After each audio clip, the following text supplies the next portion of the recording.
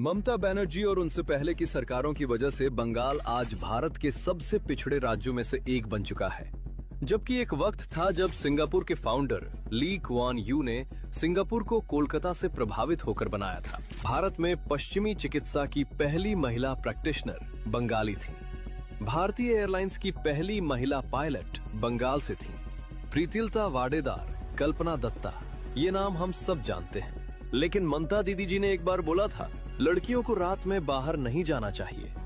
एक वक्त था जब बंगाल का नाम आता था तो टैगोर, स्वामी विवेकानंद, सत्यजीत रे और नेताजी याद आते थे। और आज बंगाल का नाम आता है तो याद आता है एसएससी घोटाला, बेरोजगारी, आरजी कर मेडिकल कॉलेज और संदेश खाली। पूरे देश में 4 लाख भिखारी हैं, जिनमें से 1 लाख सिर्फ पश्चिम बंगाल में है।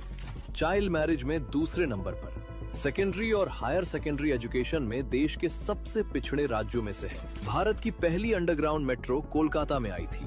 देश का पहला ट्रैम सिस्टम भी कोलकाता में ही था। लेकिन आज ह्यूमन डेवलपमेंट इंडेक्स में पश्चिम बंगाल 28 राज्यों में 27वें स्थान पर है।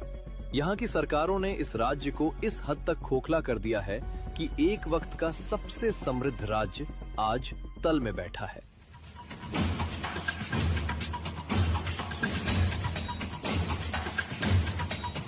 ममता बनर्जी में तानाशाही प्रवृत्ति जो आज दिखती है, इसकी पहली झलक ममता बनर्जी के सत्ता में आने के महज 1 साल के अंदर ही मिल गई थी। जादवपुर विश्वविद्यालय के प्रोफेसर अंबिकेश महापात्रा ने व्हाट्सएप पर ममता बनर्जी का एक कार्टून शेयर किया था।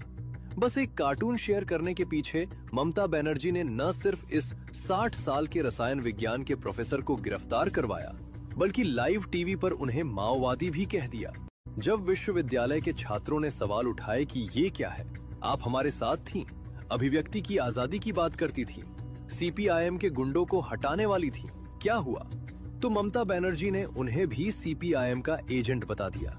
और इस कार्टून को लेकर वो इतनी संवेदनशील थीं कि पश्चिम बंगाल में जिस पत्रकार ने भी इस पर सवाल पूछा, अगले दिन जेल। और ये वही ममता थीं जिन्होंने 34 साल के वामपंथी शासन को इसीलिए हटाया था क्योंकि वो सवाल नहीं सुनते थे।